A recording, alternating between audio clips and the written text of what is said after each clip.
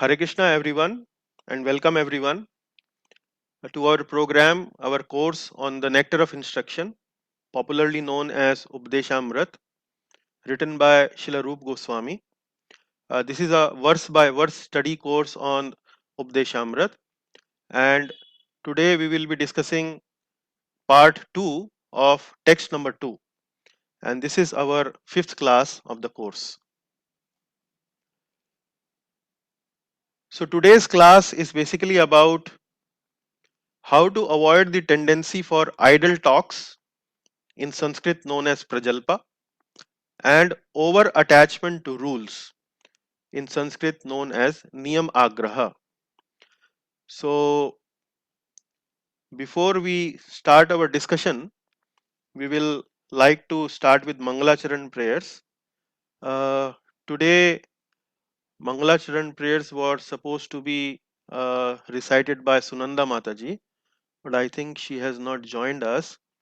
Anyone from the available audience, available devotees, anyone like to volunteer for chanting the Mangalacharan prayers? Can I go ahead, Prabhu? Okay, Jeevan Prabhuji, please. ॐ अज्ञानतिमिरन्दस्य ज्ञानाञ्जनशलाकया चक्षुर्मिलितं येन तस्मै श्रीगुरवे नमः। श्रीचैतन्यमनोभीष्टं स्थापितं येन भूतले स्वयं रूपकदा मह्यं ददाति स्वपदान्तिकं। वन्देऽहं श्रीगुरो श्रीयुतपादकमलं श्रीगुरुं वैष्णवां च श्रीरूपं साग्रजातं सहगण रघुनाथान्वितं तं सजीवं साद्वैतं सावधूतं परिजनसहितं कृष्णचैतन्यदेवं श्रीराधाकृष्णपादां सह गणललिता श्रीविशाखातान्वितं च। हे कृष्णकरुणा सिन्धो दीनबन्धो जगत्पते गोपीश गोपिकान्त राधाकान्त नमोऽस्तुते। सप्तकाञ्चन गौरांगी राधे वृंदावनेश्वरी वृषभानुसुते देवी प्रणमामि हरिप्रिये। वाञ्छकल्पतरुभ्यश्च कृपा सिन्धुभ्य एव च पतितानां पावनेभ्यो वैष्णवेभ्यो नमो नमः। जय श्री कृष्ण चैतन्य प्रभु नित्यानंद श्री अद्वैत गदाधरा श्रीवासादि गौर भक्त वृंदा। हरे Krishna Krishna Krishna Hare Hare Hare Ram Ram Ram Hare Hare. Thank you, Prabhuji. Hare Thank you, Krishna. Jeevan Prabhuji. Very sweetly and nicely chanted the Mangalacharan prayers. Thank you very much. Now let me invite Sita Sharma ji from Kuala Lumpur to kindly help us on recapping the previous class, which was on the same text number 2, but about the two vices, and uh, these two vices were atyahar and prayas. So Sita Mataji, can you please help us recapping the previous class? Sure, Prabhuji. Hare Krishna, everyone. So we talked about the Nectar of Instruction text 2, which we were discussing about the theme of the text 2 is basically how to avoid, how to avoid things that are unfavorable to bhakti. So we're going to be talking about the 6 urges. In the last chapter, the last chapter we talked about the 6 urges in text 1, and if we don't control the 6 urges, what will happen? It will lead to 6 vices. So we're going to touch a little bit on that, and what are the 6 vices. And we talked about the 2 in the last class, so Prabhuji will cover the rest today. And what are the connection between the urges and vices? And if we do not control the urges, what will that manifest into? Those urges will manifest into vices. So we will try and understand that further. So we learned about the 6 verses, the 6 vices, which are atyaharas, prayasa, Prajalpala. So, sorry, Prabhuji, my Sanskrit is really bad. Prajalpa. Prajalpa Mataji. Prajalpa, Haan. Niyamagraha and Niyamagraha, Magraha and is it Janasanga, Janasanga and Lolya. Laulya. That's Yes. what, yes. Okay. So basically, these are the 6 vices, and in translation, what does it mean is that these 6 vices are basically destructive for devotional service, which means that these 6 vices are basically, if we simplify them, it's overeating or over collecting and over endeavoring and idle talking, too much attachment and neglect of rules and regulations, and associating with worldly minded people. And the 6th one is greedy for mundane achievement. So these are basically the 6 vices. And Srila Prabhupada explains further that human life is meant for plain living and high thinking. And he has explained that in the next part by describing in terms of what are the energies of the Lord and how he explained these they are, how these energies and 6 vices are connected. So basically, there are 3 energies of the Lord is Antaranga Shakti, Tathastha Shakti, and Bahiranga Shakti. Antaranga Shakti is basically internal potency of the Lord. Is basically we understand this is purely spiritual, and in for our understanding is we talk about like Radha Rani or Sita Mataji and all that. Okay, so these are the internal potency of the Lord. Okay, then we talked about the Tathastha Shakti, which is the marginal energy, just connecting both the material as well as spiritual energies, right? And how these 2 energies, how by Tathastha energy can be can change. So we'll understand that. And Bahiranga Shakti is an external or material energy, which is distracts the living entity to deviate away from God. So in Tathastha Shakti, we have so we talked about it and how we should like what we understand that human life is meant for plain living and high thinking. And plain living, it means that we need to optimize the use of material energy to keep our body and soul together. High thinking means maximizing the shelter of the supreme spiritual energy and come close to the Lord. So how these, so basically in Tathastha Shakti, there are 2 basically categories. One is, Prabhuji, I forgot the part. Yeah. So what you are saying? The 2 categories in Tathastha Shakti, Prabhuji? Sorry. The 2 categories in Tatastha Shakti. So just a minute. Mahatmas. Oh yes. Yeah, Mahatmas Duratmas. and Duratmas. And Duratmas, Right. yes, yes. Yeah. So Mahatma meaning that you are moving towards more spiritual path, and Duratma meaning that you're moving towards you are more inclined towards the material part. And too much of material part leads to, you will be dragged into Bahiranga Shakti, which means that you can get into the material, too much of enjoyment into material senses, and you will forget totally about the Supreme Lord. The Supreme Lord, correct. And how we maximize the Bahiranga Shakti and how we minimize Bahiranga Shakti and maximize the Bahiranga Shakti. So there's these, so we will understand that. So Prabhuji, we talked about Atyahara. So Yeah. all right. And Atyahara means that we are overeating, or in general, excessive enjoyment of senses. Too much, or in other words, it also means we are collecting too much of collecting ahara for the ego. So in another word, this is Like for example, we are too much into enjoyment of material senses and not focusing into the spiritual part. So, analogy for this atyahara was given by the example of the bag of rice that the bird, like the birds would take a few grain and human would take the whole bag. So basically, what it means here is we get too greedy, and then we try to take beyond our necessities or beyond our needs. Correct. All right.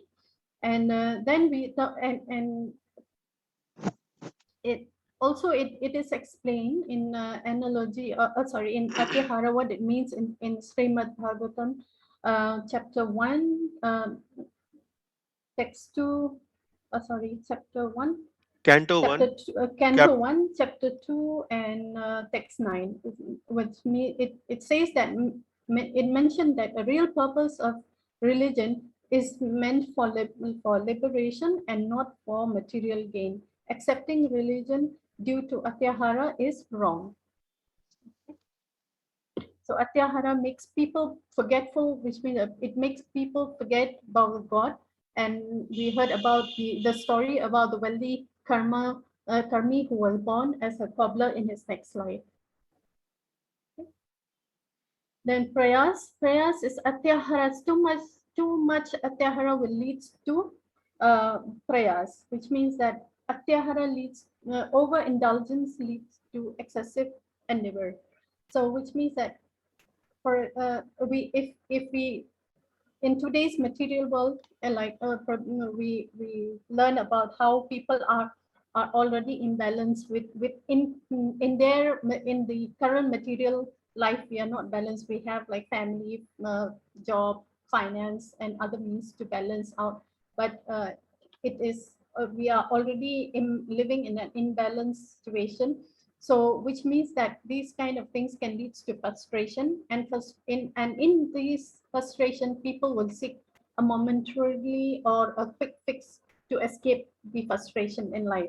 So in order to the imbalance, so imbalances in life is to be balanced by adding the spiritual part. So we need to look, we need to add the spiritual aspect in the to balance our life. So and when we accept spiritual part, it doesn't mean it we have to do it in a gradual way, and we have to take a dynamic approach, not a balance to balance it. And so we have to adjust our needs based on the priorities and overall priorities, and our topmost priority should be to add spiritual aspect. And dynamic balance, meaning that we have need to adjust our priorities based on the need basis, and not sense gratification, but we need to prioritize on the spiritual life. yeah. I think with that I conclude this. I hope I didn't confuse everyone because No this worries. topic No, was a little bit tough for don't me. I'm worry. sorry if Don't I worry. have confused anyone. Don't worry, Mataji. We are all here to learn, including myself. So I really appreciate that you took this opportunity to do all the hard work of preparing the summary and preparing the recap of the previous class. Not only preparing but presenting also. So that is very, very nice. I really appreciate that. Only this last 2 points I would like to reiterate because they are very, Sure. very important. Yes. Uh, like Mataji was explaining that Atyahara leads to over endeavor. So when we are really after enjoying our senses, then in order to enjoy our senses, we have to do extra effort also. In order to enjoy our senses, we will need money, we will need resources, and so on. And in order to acquire those resources, we have to do extra effort, over endeavor. So that is what prayas would mean. So these last two bullet points were about that. Uh, Even if you consider from material perspective, people's material life in today's world is already imbalanced. And what would we mean by already imbalanced? So if even if you consider material life, it can be broken down into several aspects. For example, one's material life may be broken down into profession or job, or business, somebody who's doing a business.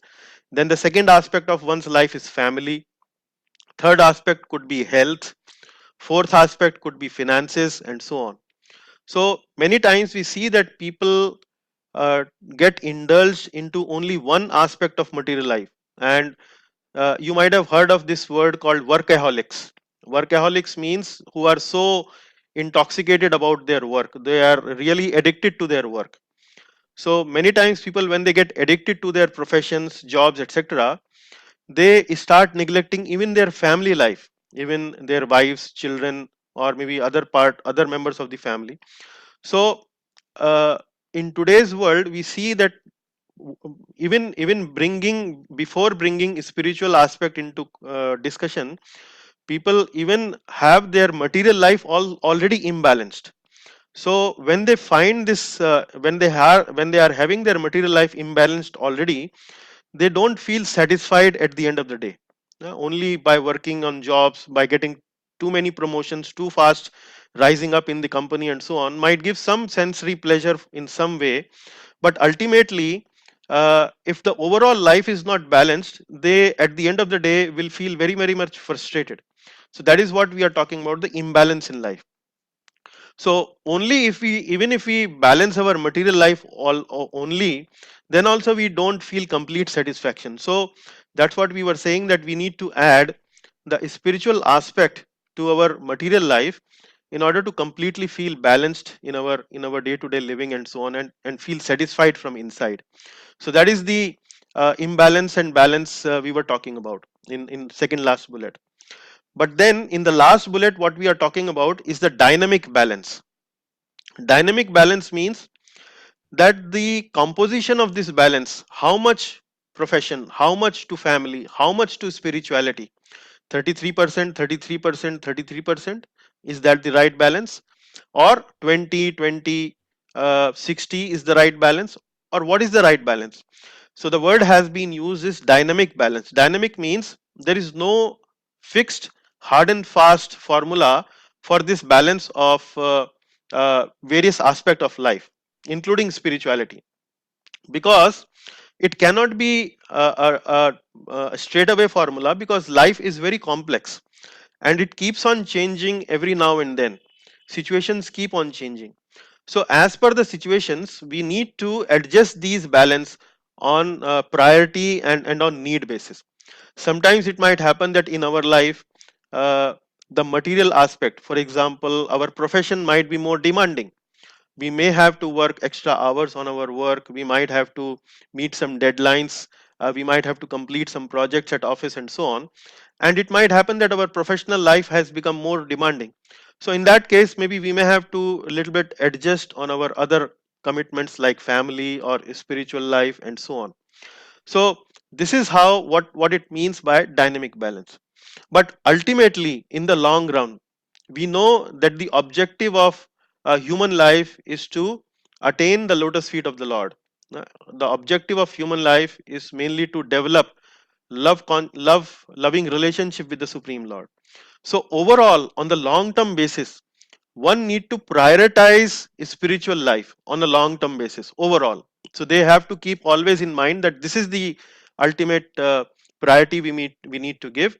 But on a day to day basis, we need to do this balance in a dynamic way and prioritize them on need basis. So these were the last 2 points.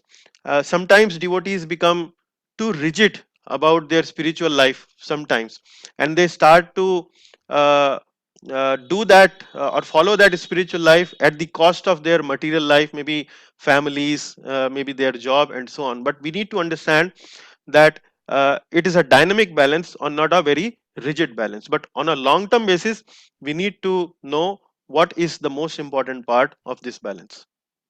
So that is the uh, two things that we were discussing about prayas. Now, in today's class, we will continue with the Atyahara and Prayas theme.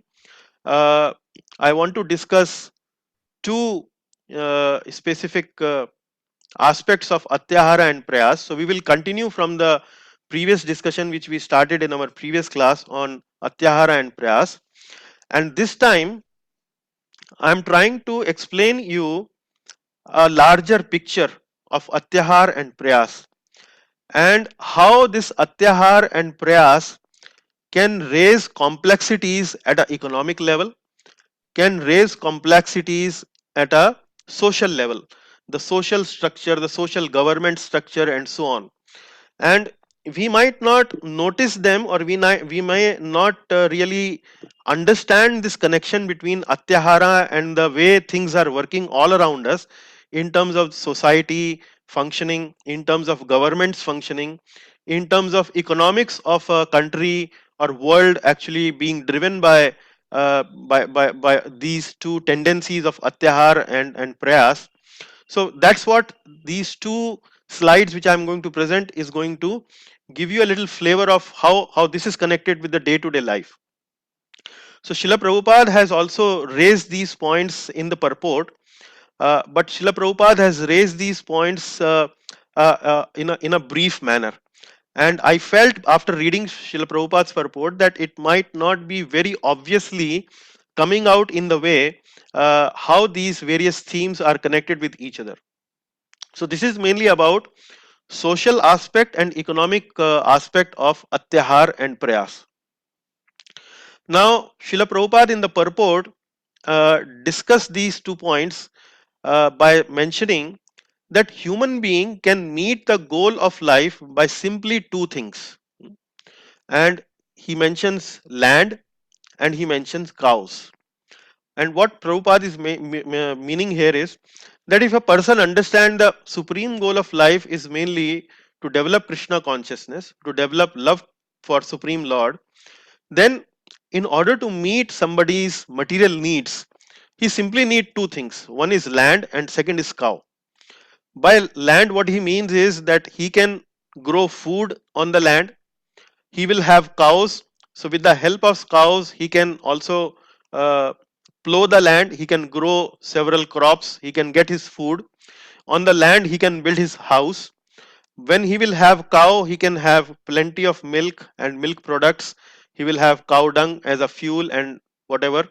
And simply by having these 2 things, land and cows, one can meet the basic necessities of material life. And what he needs is simply then to, when the basic necessities of life are met, the person simply needs to spend the balance of his time in remembering God, in doing his sadhana, in doing his bhakti, and that is sufficient enough for him to take him back to Godhead, to take him back to the lotus feet of the Supreme Lord.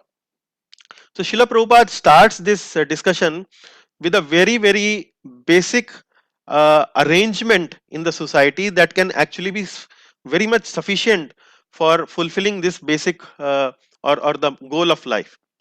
Although we understand that in the present context this might appear very simplistic to some of us, but the idea is that Srila Prabhupada is trying to present here is that with this much at least we can meet our goal of life, and the more we add to it, the more actually we are adding more complexities in our life.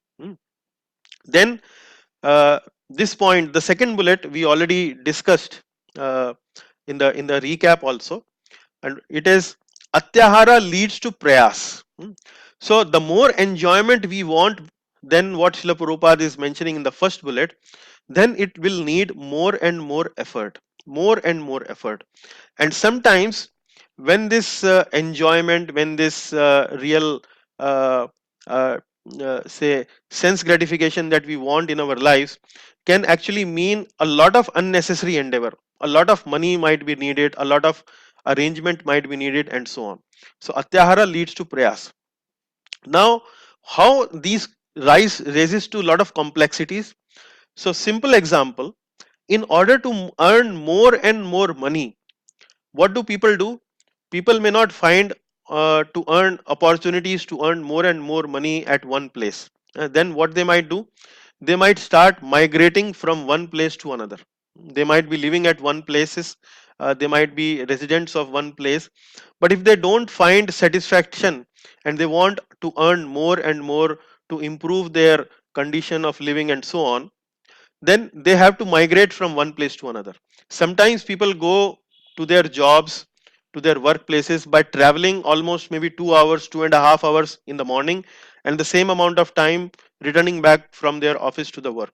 So this is how Atyahar leads to Prayas. So migrating from one place to another for education, for livelihood, and so on. People, when they go for education, they don't think, many times people don't think that they might get a good education at the place where they are living, and they might go to various other places where the education might be very expensive, the place might be very far off, and so on and so forth. So this is how it can increase complexities in life, atyahara and prayas.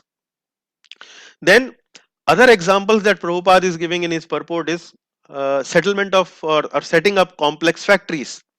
So when we want more and more enjoyment, we want more and more products for more and more people, we need to automate things, we need to manufacture these things at a mass scale.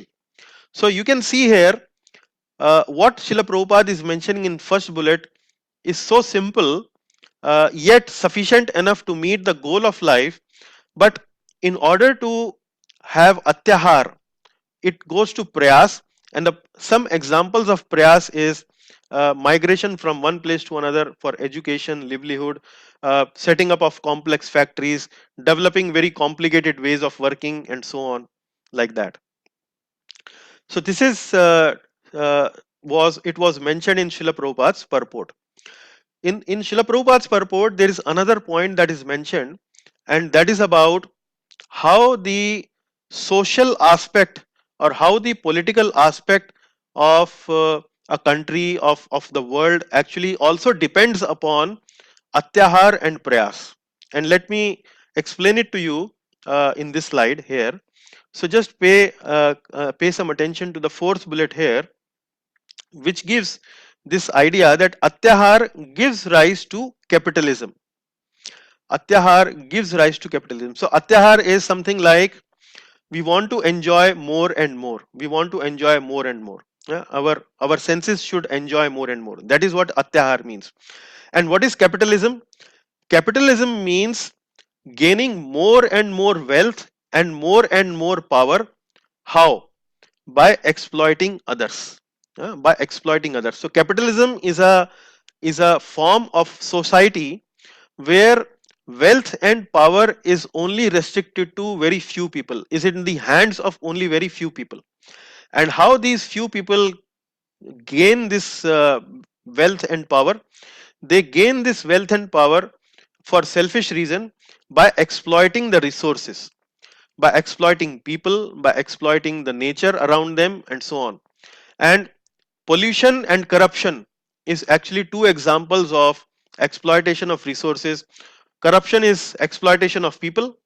Pollution is mainly exploitation of the material nature, the nature that is around us. So people don't have any care for the water bodies, the rivers, the air, etc., etc.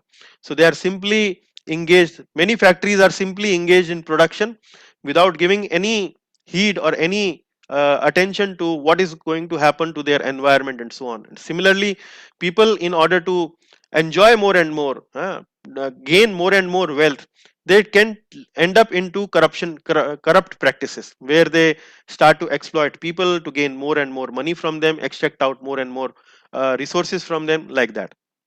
So the point here is atyahar give rise to capitalism, which means wealth and power in the hands of only very few people. Now what happens with capitalism? As a consequence, uh, there is a lot of frustration among those sections of society which are not so wealthy, which are not so powerful, or maybe which are something like backward classes of society, or which are maybe poverty stricken classes of the society, like that. So these people, when they see capitalists, when they see people who are exploiting them, and at the cost of their at the cost of them, these people, they, some other people actually become these capitalists become very very wealthy and very very powerful. So there is a lot of resentment, there is a lot of frustration among the weaker sections of the society. Then what happens is that some of these politicians, they start to aggravate the emotions of these people who are poverty stricken, who are not so wealthy, who are not so powerful, and so on, who are, say, the backward classes of the society. And they say that this is capitalism is not the correct structure of society. We need a different structure of society, and that structure of society is communism. Communism means that the wealth of the society actually belongs to everyone. So what happens in the communist way of living or communist societies, that the government takes money from the wealthy and then distribute it to the poor. That is how the communist government actually works. Now what happens in this type of government? It might appear that this is being done for the good cause, this is being done for the betterment of the lower parts of the society or the backward part of the society. However, that is not correct. What it means is that when government takes money from the wealthy and uh, give it to the backward classes, which may not be so talented, and it may take money from those people who are wealthy, who may be very talented. It might lead to frustration with the talented and lethargy among not so talented. So in the long run, it creates disturbance, it creates uh, frustration, and it creates lethargy within the society. So neither capitalism is the correct answer nor the communism is the correct answer for the society. But the point here I am trying to make, and Srila Prabhupada is trying to make in the purport, is that Atyahara leads to Prayas. Prayas gives rise to capitalism, and capitalism, in order to correct the capitalistic way of life, capitalistic way of governance, it gives rise to communist government. But neither of them actually are the perfect form of governance in a society.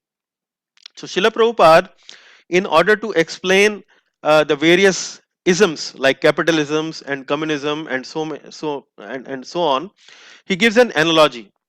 He gives an analogy that if there is a $100 lying on the street, maybe a person was walking on the street and from his pocket a purse fall down, and in the purse there were $100.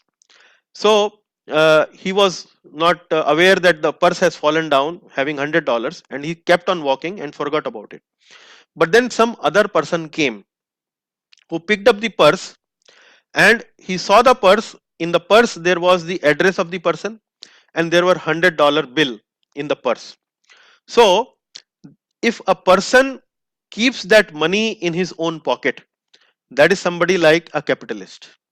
Capitalists are selfish in nature, they are greedy in nature, they want to exploit. So they just take money from others and they just keep it in their pocket. This is called capitalistic way of life. Then the communists come. The communists say that this money actually belongs to the society, and he distribute that money to the society. uh, and what happens by doing so is that people who get money without doing anything, they become lazy, they become lethargic. So they are, communists are also not doing a good job. Then the third category is a person takes that purse, takes that money, or looks at that money and leaves it there only. He doesn't take it for himself, he neither give it to anybody else. He says these are people who are called gyanis. Gyanis means they are of the opinion Brahma Satya Jagat Mithya. Jagat Mithya means what is the use of this money? Anyway, I don't belong to this world, I belong to the spiritual world. So they are too lofty in their ideals. So no action, that is a Gyani. But then the fourth person comes. Fourth person looks inside the purse. He understands that this money actually belongs to so and so person. He goes that he takes that address, goes to that person and knocks the door of that person and returns back that money to him, to the rightful owner of that money. And this person is bhakta. Bhakta means a devotee. So similarly, what Srila Prabhupada is trying to tell from this analogy is that the money and the power in the society actually does not belong to only few, neither it only belongs to the community at large, but actually who is the real owner? The real owner is the Supreme Lord. So that is what the bhakta do. Bhakta finds the real owner and then returns back to the money to the real owner. So when we understand that the real owner of all these resources is the Supreme Lord, and we are in this material world are only given our quota to enjoy, and we should not encroach upon the other's quota. That's what we learned in that Ishopanishad verse, Ishavasya principle. Huh? Ishavasya idam sarvam yat kincha jagatyam jagat. Right? So from that principle, what happens? We develop this understanding that everything belongs to God. We should use our quota and should not encroach upon others' quota. What does this thinking actually brings in our mind and in our working? It actually controls the tendency of atyahar, and it also controls the tendency of prayas. How it controls the tendency of atyahar? Because we understand that this does not belong to us completely. It belongs to the Supreme Lord, and we should take only that is necessary for us to do God realization, to come closer to God. And more than that, actually, is something like called sense gratification. So, neither capitalism is the right way of society or governance, nor communism or communistic governance is the right way, but the Vedic principle of Varnashram actually is the correct way or is the most balanced way of governing society and and governments. How? So, in Varnashram principle, there are two things, there are two aspects to it. One is Varna and the second is Ashrama. Varna is something to do with the material inclination. We have some inclination, we have some tendencies. We have been given certain kind of mind, certain kind of intelligence, certain kind of body that is fit for doing certain kind of activities. Like we have Brahmanas, Kshatriyas, Vaishyas, Shudras. Some are good at intellectual working, some are good at administrative working, some are good at business and trade, and some are good at maybe doing some manual labor kind of work. So these are called Shudras. So when people are given activities in the society which are according to their mental and physical inclination, that makes people satisfied at a mental level and at a physical level. So that is one aspect to bring satisfaction in the society. The second aspect is that some people in the society at a given time, or all the people at a society in the given time, not all will be equally talented. Some people will be more talented, some people will be less talented, and so on. So the second aspect, which is the ashrama aspect, this teaches to the people in society that everything belongs to God. And our real purpose in this world is actually to become God consciousness, to become lover of God, so that this world, which is not our ultimate place, which where we do not actually belong to, we actually belong to the spiritual world. Our actual destination is a spiritual world. So when these people have this understanding through this ashrama principle, then they understand that ultimate objective is God consciousness. And when they understand this, they don't exploit others, they don't encroach upon others' quota. They are satisfied materially whatever they are given by using their God given talent, their natural talent. And when they understand that their ultimate objective is God consciousness, then they also engage in that pursuit in their own lives, but also they try to help others to pursue that goal in their others in their respective lives. So this is how Varnashram principle actually balances out everything, and it brings really real harmony and peace in the society. So this is the solution to atyahar, is understanding the Ishavasya principle and engaging our material inclinations in that direction to become satisfied materially, and understanding the ashrama principle to understand that everything belongs to God and we should only be satisfied with our quota and should not encroach upon other quota. By this, following this principle, we can manage this problem of atyahar. So that is about atyahar and prayas. Now in today's class we will continue this discussion of these six vices, and in this class we will mainly cover the other two, the next two vices, which is Prajalpa and Niyamagraha. So the remaining last two vices, which is uh, Laulyam and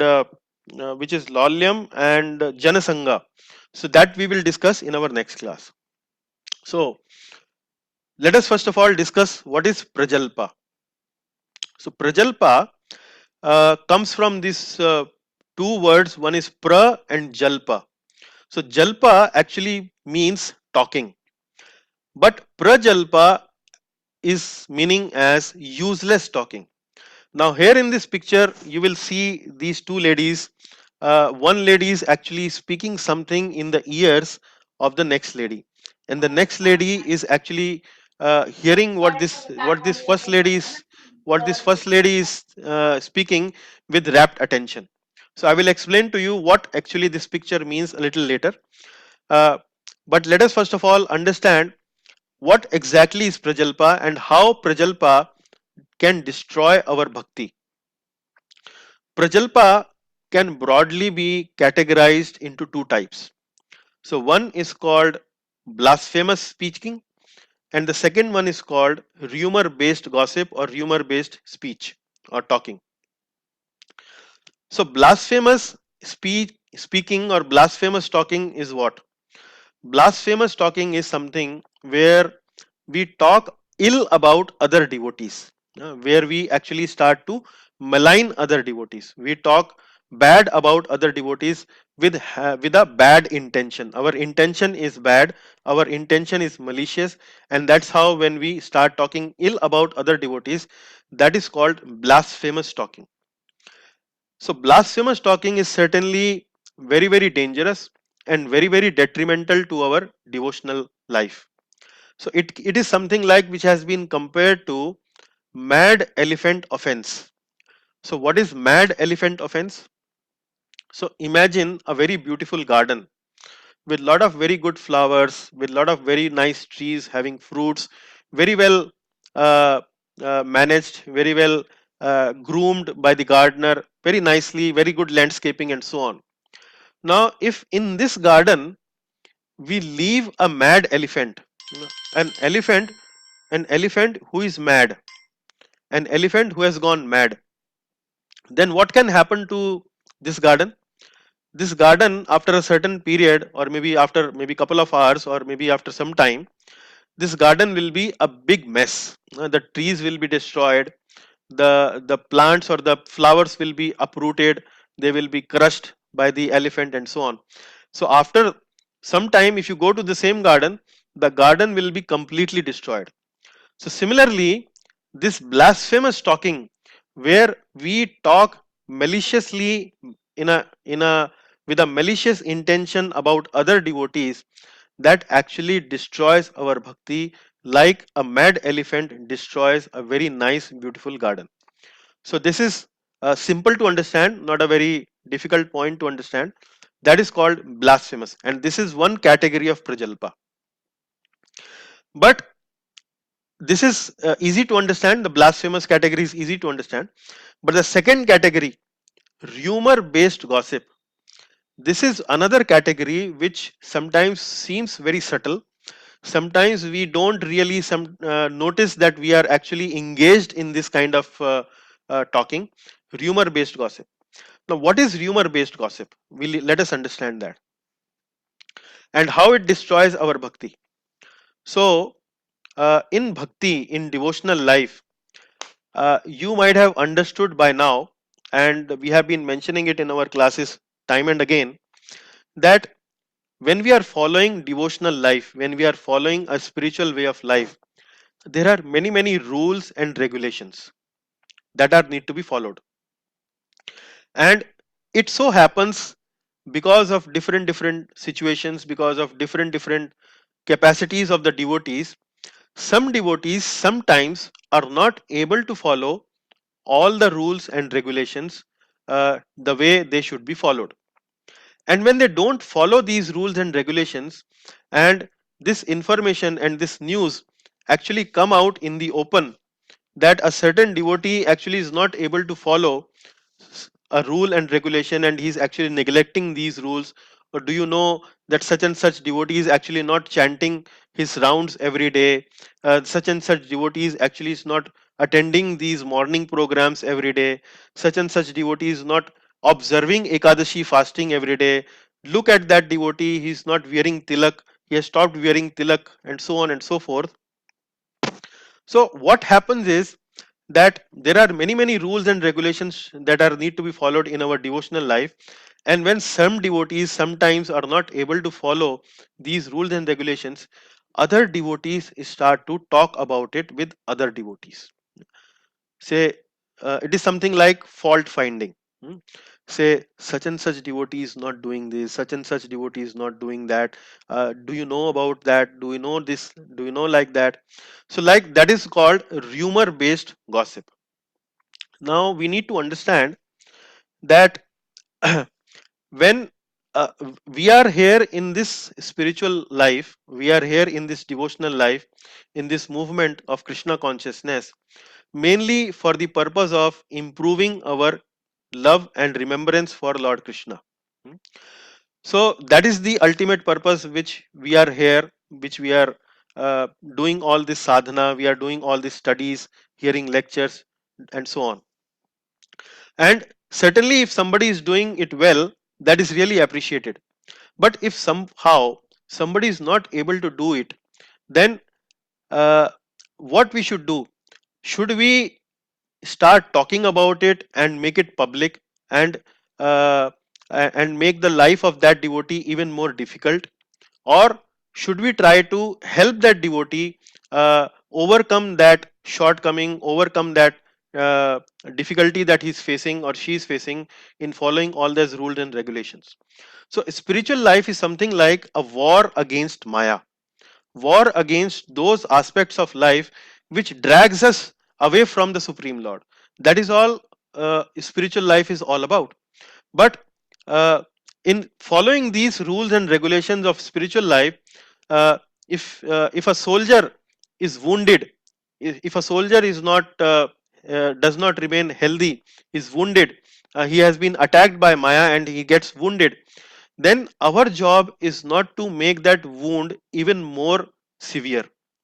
By doing all that kind of gossip, rumor based gossip, what we try to do is we make that wound of that soldier who is trying to fight against Maya even more severe. So our job is not to make that wound severe, our job is mainly to support or help that person to overcome that wound. Or at the least, what we can do is we should not at least talk about those kind of things in public. We should ignore those kind of issues. So we should not become part of this rumor mongering group that generally sometimes become active when these kind of incidents do happen. So this is something which is rumor based gossip is about. Now you might understand uh, the message this picture is trying to give to you, which is in front of you at the moment. Now let us look at some of other examples on this Prajalpa, and these examples are real examples from ISKCON movement, in the life of Srila Prabhupada, and in the books that has been written about Srila Prabhupada. You can read these kind of instances there. So this one instance is about a sannyasi in the movement, where this sannyasi was not able to follow the strict rules and regulation of the sannyas ashram. So sannyas ashram have the most strictest rules to follow in devotional life. So somehow this sannyasi, who was a very active leader in the movement, for some reason he was not able to follow these rules and regulation, and he was feeling very bad about it. And it so happened that this sannyasi sent back his sannyas danda. So when in the Vaishnav tradition, when the devotee is given the sannyas order of life, sannyas diksha, then he is given a danda, he is given a rod, and this rod is known as three danda. So the three danda actually means manasa, vacha, and karmana. Manasa, vacha, and body, mind, speech, and body. By these three faculties, I will take this vow to serve you, the Lord. That is what Tridanda Sannyas actually means. So when this sannyasi was not able to follow his sannyas vows, he felt very guilty and sent back his sannyas danda by courier to Srila Prabhupada. But before it reached that courier and the letter, before that letter and the danda reached Srila Prabhupada, it first of all landed up in the hands of of a devotee in that office who used to manage all that mails and all that activity for Srila Prabhupada. So he managed to read that letter, and after reading that letter, what that person did was he made all that topic publicly. He discussed that topic publicly, or he made that matter public. He discussed this with other devotees in the temple, and now many other devotees in that temple actually knew about all that, what was written in that letter. Now Srila Prabhupada, when he came to know about this particular instance, so he became very, very angry. He was not at all happy. And his unhappiness was more with that devotee who made this news public with other devotees, rather than with that devotee who was not able to follow the sannyas vows. So that's how Srila Prabhupada reacted. And Srila Prabhupada mentioned to this person who made this whole affair public that now you have actually made a returning of that devotee back to sannyas order of life, or even to Krishna consciousness as a normal devotee, as a grahastha devotee or whatever, even more difficult. So uh, so somebody might question at this point that what happens if that news was made public. uh, was this sannyasi's ego was so great that if that news was made public, then why can't he now even return back to the devotional life even after this news being made public? But we need to understand here that although we are devotees, we are trying to take vows, we are trying to overcome our false ego and so on and so forth, but basic human sensitivities are always need to be taken into account. By making all these weaknesses of individual into public, we demoralize these individuals, we demoralize these people to such an extent that they might even run away from the devotional pursuits of devotional life. So that is why Srila Prabhupada became very, very angry with this person, and uh, he mentioned to that now you have made impossible of this person returning back to bhakti. So that's how Srila Prabhupada reacted. So here with this instance, we should understand that our objective in this movement, in this Krishna conscious movement, is not to become fault conscious or not to become controversy conscious. Our objective here is to become Krishna conscious. So even if we come to know about some of these activities, some of these instances of some individuals having fall downs, having faults, having difficulties in spiritual life and so on, the best, or at least what we can do from our part, is not to talk about them, because talking about such things can be very, very detrimental to our bhakti. So avoid talking about others faults, and such topics do not help us advancing in our bhakti. And uh, if we are finding that in a particular situation, in a particular group, there are many individuals who are having these kind of problems, and we don't feel comfortable about these groups, then we can it is okay to distance ourselves from such groups, such individuals who are either talking about ill of others, or gossiping much about others, or they are themselves are not following rules and regulations to a good extent. So if we don't feel comfortable in such groups, we can have a safe distance from those people, respect them from a distance. But the best we can do is, or at least the least we can do is, we not talk about them, ill will in public or with others. So we should understand very clearly that in Krishna consciousness, what nourishes us. So in Krishna consciousness, what nourishes is a Krishna Katha, association with the devotees, reading spiritual books, engaging ourselves sincerely in devotional practices. That's what nourishes us. And where we find all these elements and ingredients, that devotee association, we associate with ourselves, but we don't engage ourselves into all these gossip mongering groups. That's what Prajalpa is. So that is what Prajalpa I mentioned, basically mentioned about two things here: blasphemous talking and gossip talking. Gossip talking is mainly about discussing about faults of others, controversy of others, and so on. So we should understand that all these both these categories of talks are not healthy for our bhakti, and we should stay away from them and keep our focus mainly on Krishna conscious activities, because that Krishna conscious activities are only going to purify us, advance us, and take us back towards Godhead, towards Supreme Lord Krishna.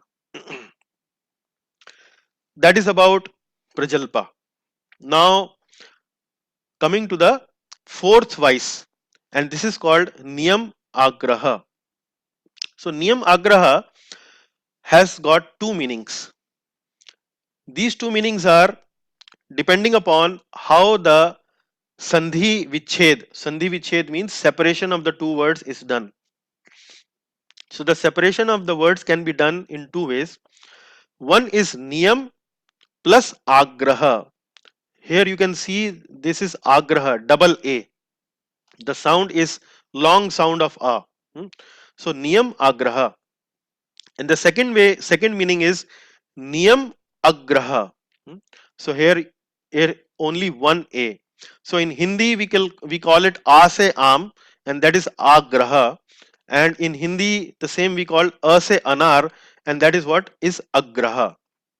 So these two uh, type of Sandhi Vichhed or separation of the words gives two meanings to the same word called Niyam Agraha. So the first word Niyam Agraha means insisting on rules. Agraha means like when many times if you go to the parties, then the host do the agraha means he insists that you actually come to the party, you actually when you have come to the party, you take some food, you feel comfortable and so on. So that is how they do agraha, they do request. But here agraha means insisting again and again, emphasizing on certain aspect of the rules. So this is known as niyam agraha, insisting on rules. Then the second one is niyam agraha. So here the word agraha means neglecting rules.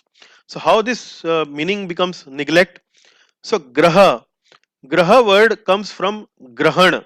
Grahan means accepting, and agraha means not accepting or neglecting or avoiding. So that is called neglecting. So niyam agraha means neglecting of rules. So there are two meanings of word niyam agraha.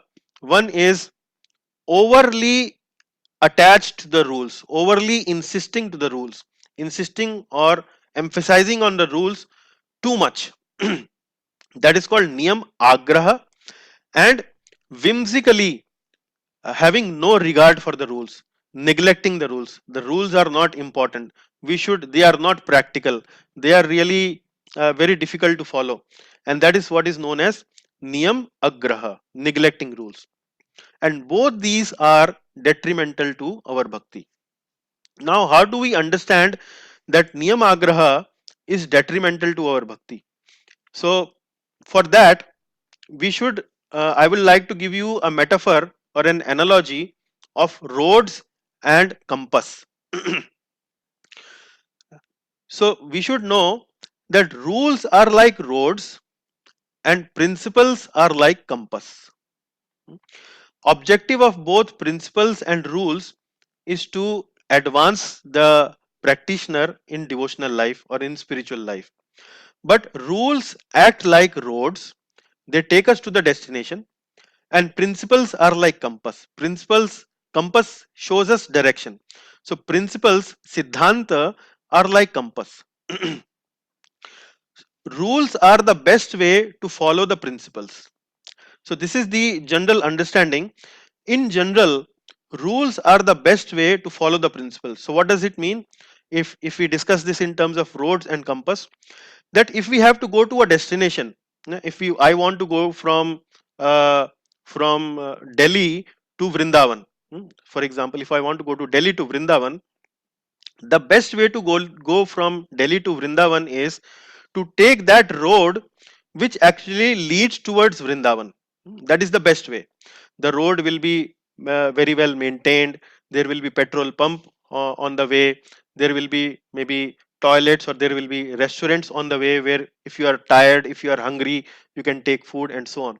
So in general, rules are the best way to follow the principle. Similarly, like roads are the best way to reach a destination. But for some reason, if the road is broken, if the road is not healthy, if the road is actually having some issues, some difficulty, then in such situation we might have to reach the destination with the help of a compass. We know that in what direction Vrindavan is. While going from Delhi to Vrindavan, if the road is broken, we might have to take another road. We might have to take a countryside road. We might have to go maybe from the farms, or uh, from some road which is not so well maintained, which is a little kacha road and so on. But if we know the direction, in which direction Vrindavan is located, then by following the compass, actually we can reach to Vrindavan. So using this analogy, we will try to understand both niyam agraha and niyam agraha.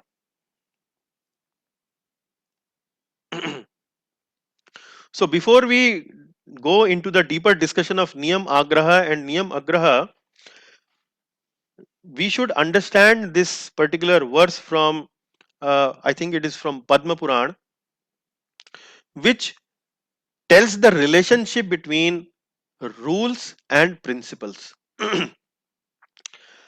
This verse is Smartavya satatam Vishnur Vismartavyo na jatuchit Sarve vidhi nishedhasyur etayor eva kinkaraha. What are first two lines telling us? Smartavya satatam Vishnur. Satatam means always.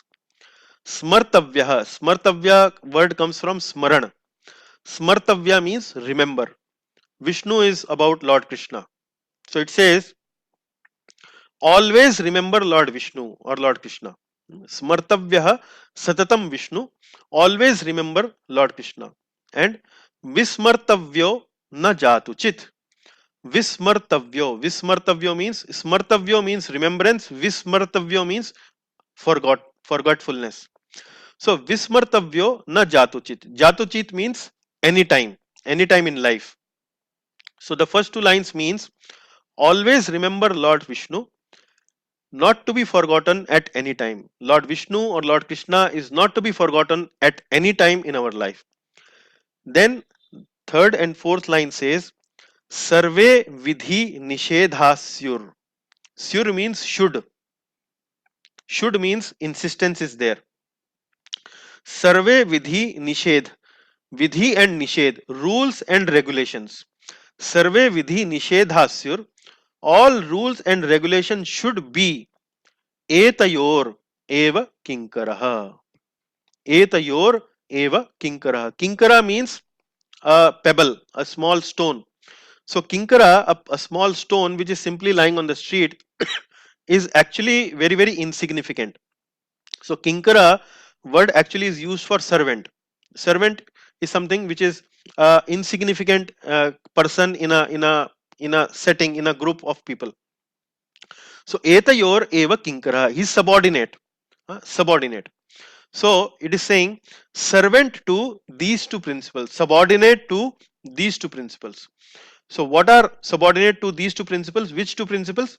Always remember Lord Vishnu, never forget Lord Vishnu.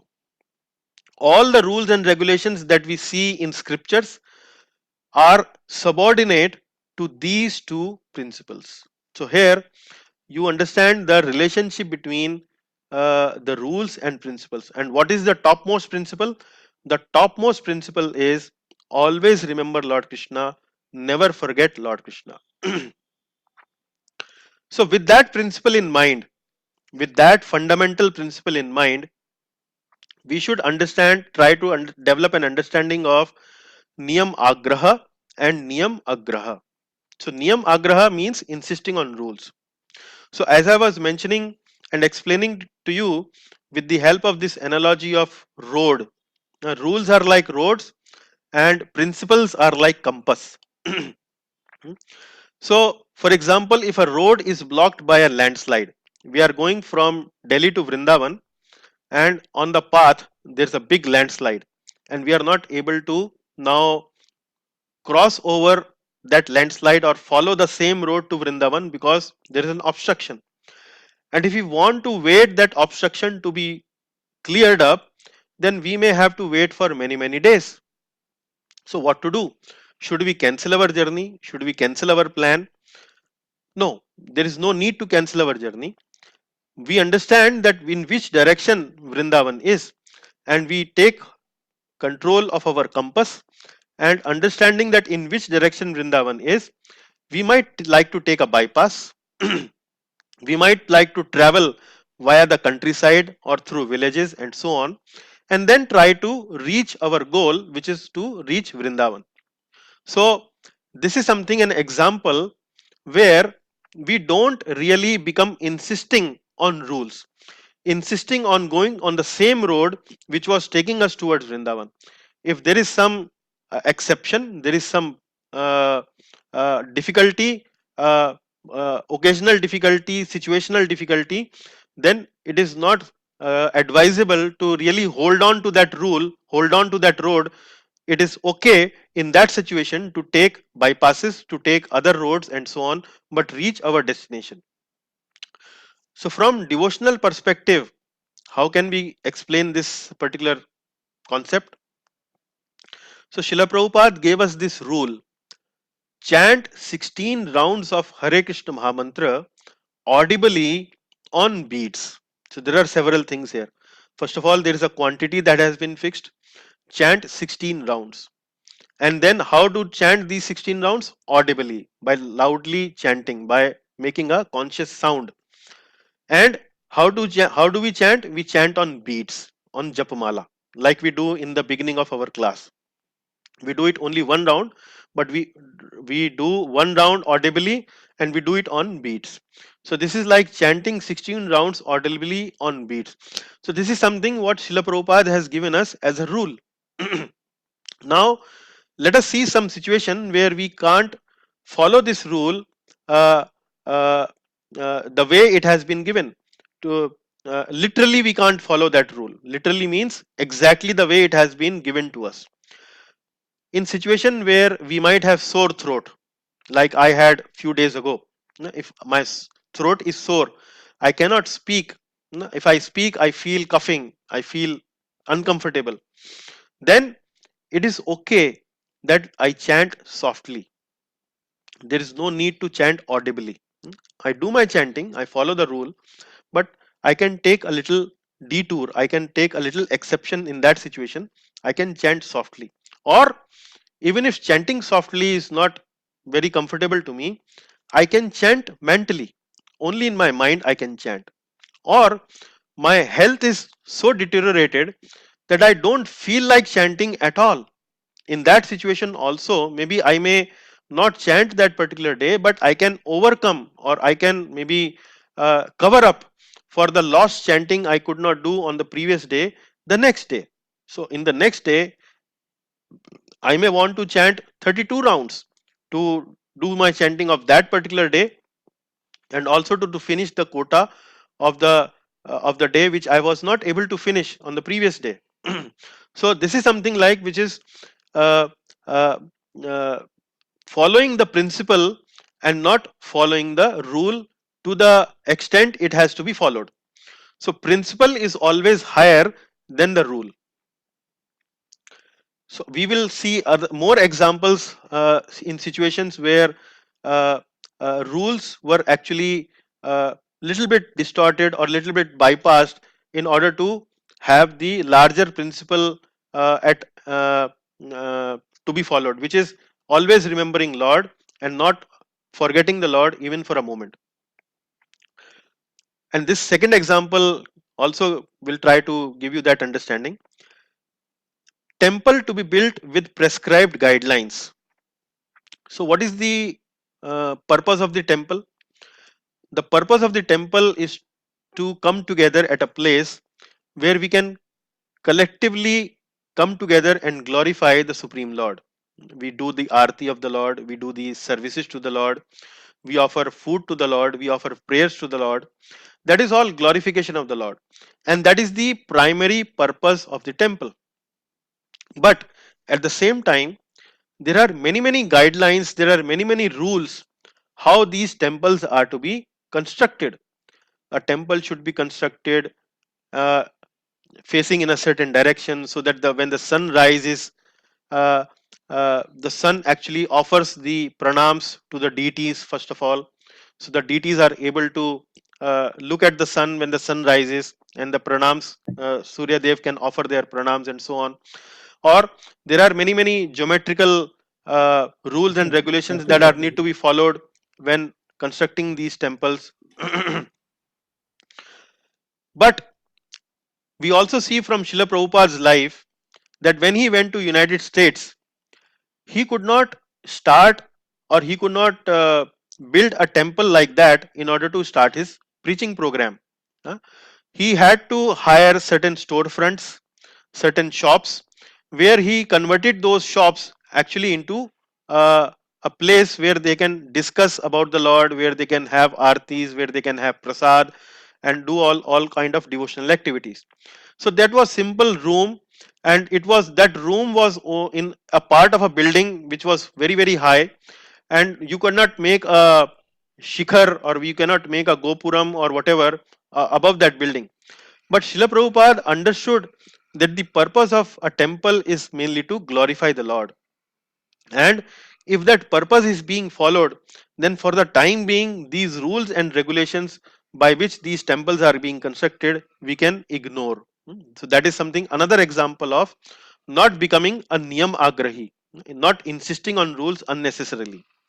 So Srila Prabhupada rented these storefronts to start his preaching program in order to glorify the Lord, and he neglected these prescribed guidelines of how the temple has to be built and so on. Now, if somebody comes, if somebody is a niyamagrahi, he will come to this temple, which Srila Prabhupada, like a rented storefront, and may start talking about, or this room cannot be built into the temple, it does not fit into the rules and regulations of the scriptures, how the temple has to be built and so on. So that is something called as a niyam agrahi behavior. So we should not indulge into this niyam agrahi behavior, because that make us feel judgmental about others without understanding the situation in which these people or other people are doing their bhakti, or doing their sadhana, or doing their devotional practices. So if we don't understand the situation properly, for example, if we don't understand in what situation Srila Prabhupada went to United States, where he had very limited resources, he wanted to focus more on making this education, making this knowledge available to people at large first, rather than focusing on the nitty-gritty details of the rules and regulations of how the temple has to be built. If we don't understand like that, then we can become a niyam agrahi, and that is detrimental to our bhakti, because that makes us judgmental. Similarly, another example we can understand the concept of niyam agraha is from the life of Bhishma Pitamaha. And in Bhishma Pitamaha's life, one event that happened was when he was pierced with arrows by Arjuna, and when he was lying on the bed of arrows, then many sages came to offer their uh, uh, to meet Bhishma Pitamaha. And when the sages come to a king or to a palace, then it is the duty of the king to offer worships, to offer respect to offer place of honor to these sages. But Bhishma Pitamaha was very, very weak at that time. He could not, he was lying on the bed of arrows, and he could not offer anything formally as per the rules and regulations of the scriptures to these sages. So he kept on lying on the bed of arrows, but offered his pranams, offered his respects in mind, mentally, while lying on the bed of arrows. So this is also acceptable. This is also not really following the rules and regulations or insisting on rules and regulations, rather following the principle, uh, uh, and understanding the larger purpose of the rule and so on.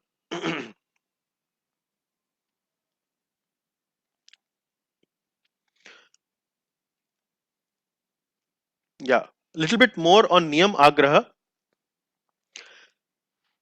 Now, giving you those examples where Niyam Agraha behavior is seen. Hmm.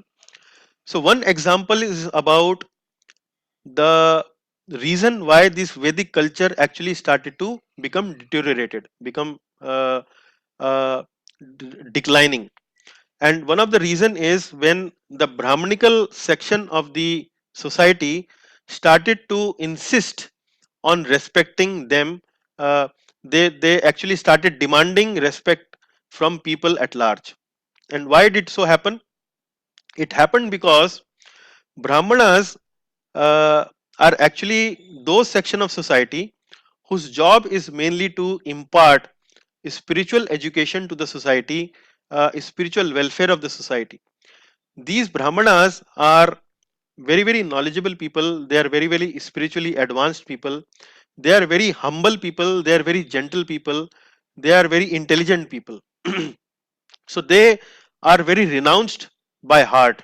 They are truthful in their speech. They are renounced in their speech. They are not after material welfare of themselves. Rather, they are their main purpose and objective is to have spiritual welfare of people at large.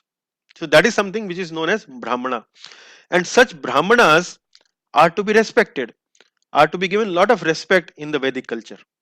But when these Brahmanas did not had these Brahmanical qualities, they simply were children of Brahmanas, progeny of other Brahmanas, but they themselves did not have any of these Brahmanical qualities, but they kept on insisting for respect for themselves just as their birthright.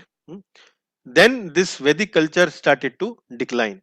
So this is something called is an example of Niyam Agraha.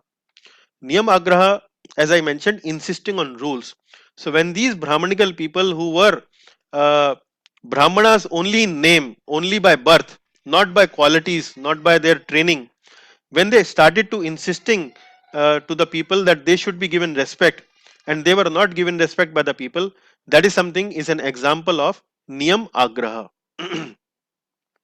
Similarly, we see a different uh, uh, Niyam Agraha, a different way of expressing the same thing as part of Niyam Agraha understanding. And this is something about many devotee saints that have happened in maybe 500 600 years ago, when this devotee bhakti movement was on the rise. There were many saints, many devotees, very exalted devotees, who were not Brahmanas by birth, who were people from other sections of the society, sometimes from a very lower or a backward section of the society, but having lot of devotional heart in their mind, in their devotional endeavor, devotional demeanor, devotional emotions in their mind. So many of these saints who were part of bhakti tradition were very exalted devotees, but they did not came from formal Brahmanical backgrounds. Formal Brahmanical background means they were not born in those families which are known as Brahmanas. But these people were never given respect by some of these Brahmanas, saying that you are actually coming from a very lower part of the society, you are not to be given respect like Brahmanas. So that is another example of another dimension of Niyamagraha. In this example, people who were actually exhibiting those qualities of Brahmanas, exhibiting those devotional qualities of purity, chastity, and so on, were not given the proper respects uh, by some of these larger section of the society, or I would say higher section of the society. But these people were very, very respectful among the general people, among the general masses. They were given a lot of respect because people actually respected them a lot. But those people who were so-called Brahmanas, they did not give any respect to them. That is also an example of Niyamagraha. So, example of Niyamagraha in the devotee circle, like in the society we see here in the ISKCON society, or maybe another devotee society, you might see some example of Niyamagrahas there also. Some examples are, sometimes you will see that people, when they read books like Bhagavad Gita or any other scriptural books, they sometimes make markings on the books. They, with the pencil or pen, maybe they make some notes, they make some marking. And some other devotee might find this kind of behavior by other devotee to be very, very offensive. So the other devotee might think that this book is actually so to be given so much respect, but these people are actually marking on this book, writing things, right, making notes. They are not giving respect. But the other devotee might think that actually this is book, and if I mark at a particular place, make a note somewhere, it will help me remember the message of the Lord in a more deeper way. I will be able to recollect it faster, I will be able to refer to it quicker, and that will improve my presentation, it will improve my own learning and so on. Then why can't I mark it there? So there can be two opinions, but both the opinions can be correct. So the devotee who is seeing this book as a very respectable book, he is also correct. But the devotee who is seeing this book as a body of knowledge, as a as something which is, this knowledge is bringing this person closer to the Supreme Lord and marking according to that, that is also correct. So both the devotees, if they don't understand each other's viewpoint in a proper way, they can become niyamagrahis. They can say that the one devotee can say to other, you cannot mark on this book, you should not mark on this book, and become judgmental of the other devotee. The other devotee might become judgmental of the other devotee, that how come he is saying this to me? This book is supposed to be learning about learning the message of the Lord, like that. Another example in the devotee circle that can be given of niyamagraha is one time when Srila Prabhupada started organizing gurukuls, then what happened was that uh, the children were supposed to be distributed food, and some devotee asked Prabhupada how many chapatis we should give to the children. Prabhupada thought that they are children, actually they may not need a lot of chapatis, so he said that okay, at least give 3 chapatis to them, 3 chapatis. Now this person, this devotee, uh, he said that if they are children, only 3 chapatis to be given and nothing more, not even 1 chapati less, not even 1 chapati more. That is something called as niyamagraha. Now children may have varying diets. Some children might eat less, some children might eat more. So like that, it has to be adjusted according to the situation. So if we don't adjust these rules according to the situation, one can become judgmental about the others, and that becoming judgmental about others actually destroys our bhakti, our devotional creeper. So those matters in spiritual life which are matters of preference, when made as matters of principle, that is something known as fanaticism. So niyamagraha is about becoming fanatical about rules. You should do this, and this is the only way to do it. If you are not doing it, then it is really then you are not doing good. This is something known as niyamagraha. So if you understand this line, you will understand the concept of niyamagraha. Be adept to know what to adopt and what to adapt. Hmm. Adept means ADEPT. This adept means skillful.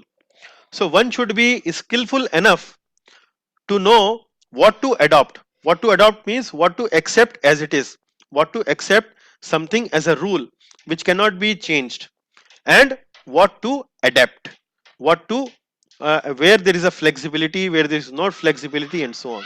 So a devotee is skillful enough to know where he can not bend anything, where it is not flexible, and where it is flexibility is there. And if you understand the larger principle, you can may take some liberty, have some flexibility, and move on with your spiritual life. So this is about niyam agraha. Now this is the final slide of today, which is about niyam agraha. Agraha means rejecting rules whimsically. So many times devotees or spiritual people neglect these rules whimsically, saying that these rules are actually impractical. They, whoever made this rule did not think properly about it, and they are actually impractical in nature. And that's where they start rejecting the rules. So rejecting the rules, niyam agraha, is something like not following the road at all. Hmm. So if you want to go to Vrindavan, you make it a point that I will not going to go to Vrindavan by taking this road. This road which is going to Vrindavan, from Delhi to Vrindavan, I'm not going to take this road. I'm only going to go to Vrindavan by with the help of my compass. I'll go to the village, this village, then I will go to that village, then I will look at my compass, will go to another village. That's how I'm going to go. Now we can go there like that, but what will happen? It will make our journey very, very difficult. We will reach the destination, we might reach the destination, but with lot of difficulty. Had we take the road of proper road, then we will easily, nicely reach our destination properly. So niyam agraha is something like not following the rules at all whimsically, giving useless reasons, giving baseless arguments, and so on. Now example of niyam agraha is like Srila Prabhupada, although he was very, very broad minded in making these rules flexible enough, but at the same time he also was very, very particular about devotees following certain rules and regulation. And a very good example is wearing of devotional dress like dhoti and kurta.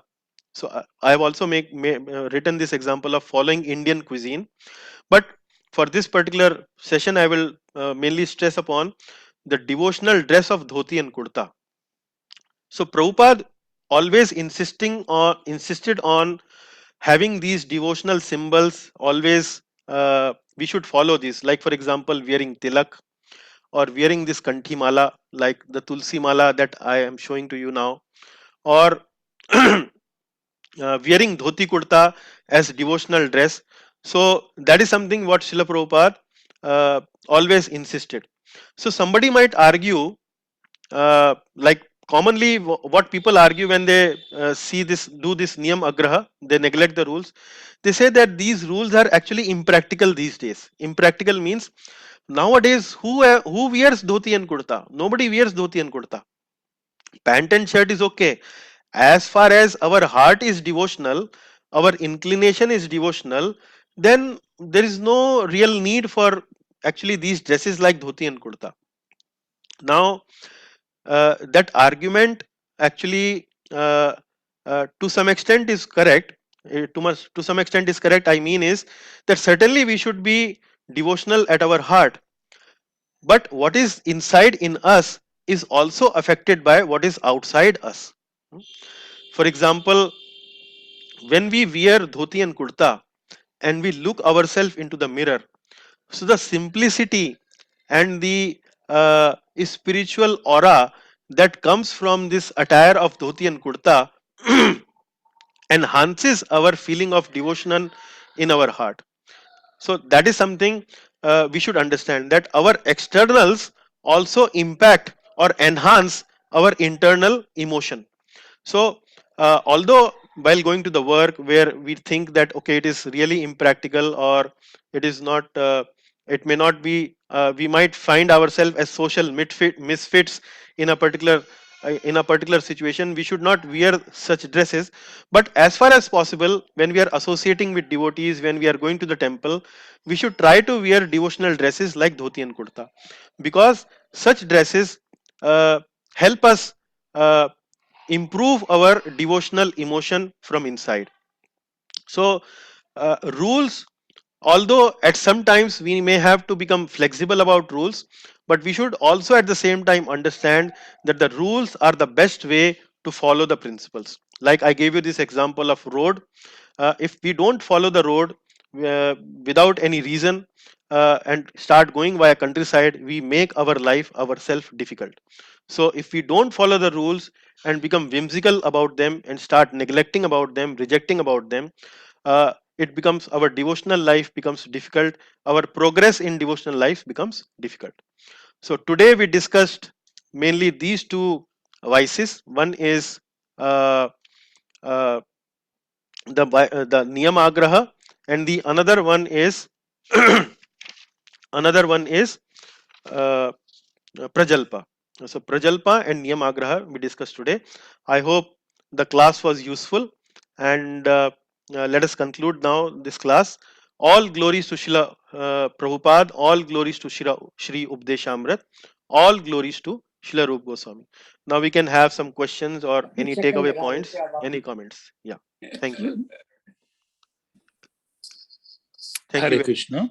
Hare Krishna, Prabhuji. Yeah. Can I go ahead? Yes, Prabhuji. Thank you, Ji. Excellent class, as always. Thank you very much, Guruji. And but at the end, I feel a little bit confused Mhm. whether to follow rules or to follow the intentions, Hmm. whether to follow the exterior or whether to follow the interior. Hmm. So sometimes it becomes confusing, like Tatshri's situation, Hmm. like by dress somebody is Pandit, but actions somebody is not Pandit, somebody Brahman, and vice versa. So, like he was in that situation not to pay respect to the sages, but if the sages expected usual respect as he used to greet when he was in normal position and he was in the king and all that, so it becomes a little bit, you know, really Yeah. confusing. So Where I will is try to the help you. I will try to please, help you, Prabhu. please, please? Thank you, Ji. In general, we should follow rules. Ji. Only in emergencies where things have become really difficult or there is a real good reason for it, we may take some exception and try to maybe a little bit flexible about rules. But Ji. while understanding that rules are not to be given whimsically, they are supposed to be followed. But only in Ji. emergencies we may be a little bit flexible. Ji. And certainly we should not be judgmental about others being not following certain rules and regulations, because we may not understand completely in what circumstances they are doing. We Ji. simply focus on our own devotional life, following rules and regulation as sincerely as possible. And if we are in doubt, we may like to consult with some other people who are even a little more experienced Senior. in, yeah, experience in devotional life or Ji. devotional practices, and that's how Ji. we manage and we go along. Ji. Now this becomes situation becomes very sometimes.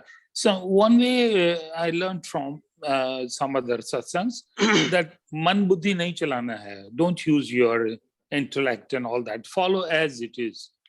नहीं, मन बुद्धि नहीं चलाना है तो फिर सत्संग क्यों करना है? सत्संग करना है, सुन के उसको फॉलो करना है. हाँ, तो बुद्धि तो चलाना पड़ेगा ना सुन के.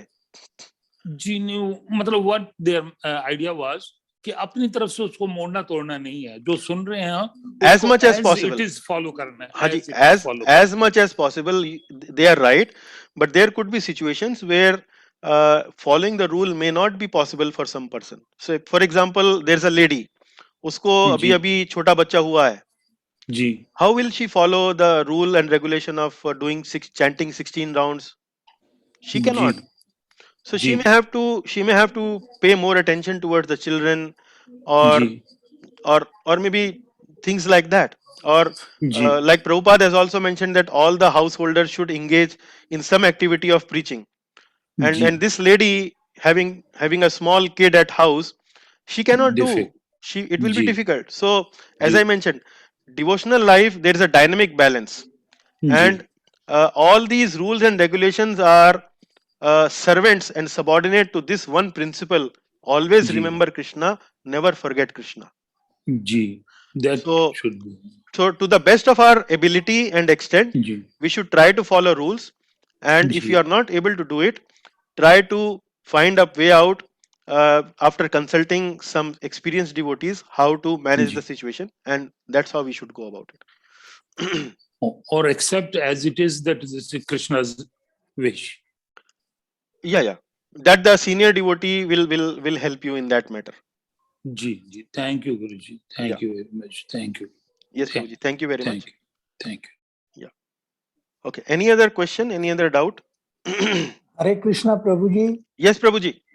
The little doubt because there are many kinds of people with many kinds of psychological build-ups and their characters. Mhm. So where do you really place these crazy people, the stickler to rules, और Hmm. जिसको बेमिजाज कहते हैं, तो Hmm. वो how do you manage them, or do you don't really meet them in your spiritual life? See, first of Are all, they part of ISKCON, such people, such personalities, and how do you correct them or deal with them? Crazy people. you will find all kind of people in all kind of societies, including ISKCON. Okay.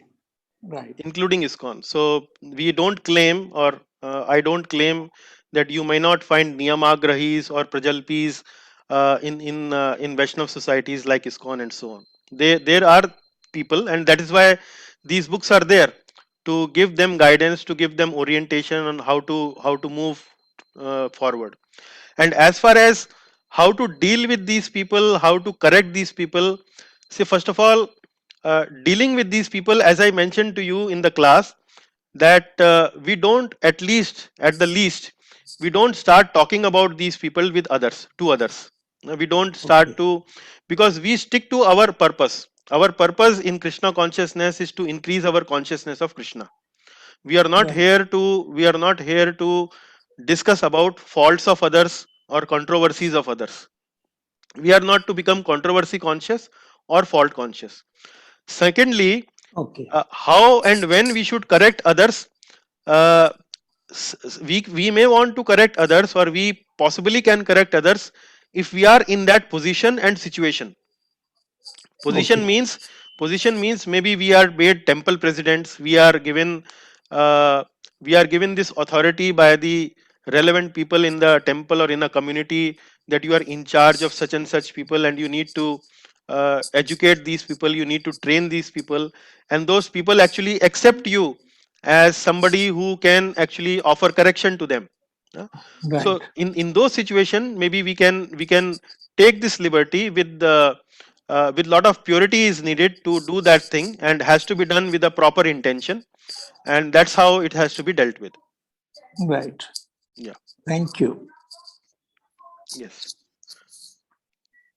thank you very much.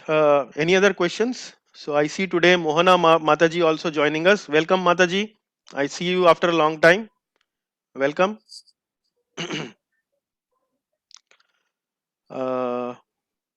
So any other questions?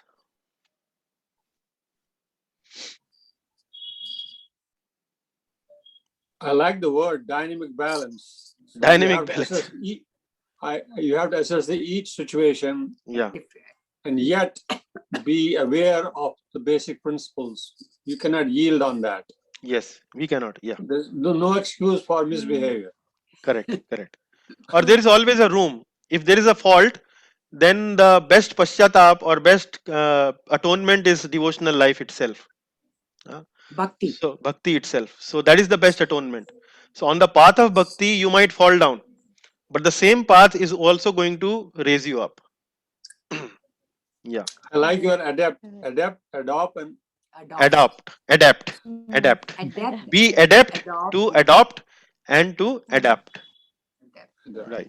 I like that. Hare Krishna, Guruji. Yes, Prabhuji. Can I add a small word? Yes, Prabhuji. One of my great professors, psychiatrists, he taught us for these situations, auto suggestion, auto assessment, Hmm. auto punishment. Auto means self. Hmm. So you have to self-analyze, Hmm. assess, Hmm. and reach to a conclusion and punish yourself. Correct. Yeah. Then you can reach to the conclusions, Yeah. Yeah. Just by paschatap accepting I have done it and repeating it again, Is no good. it's not good Is no good. and not enough. Yeah. So So there has to be some commitment, some that's right. responsibility, some Ji, responsibility. ji, Correct. ji, Guruji.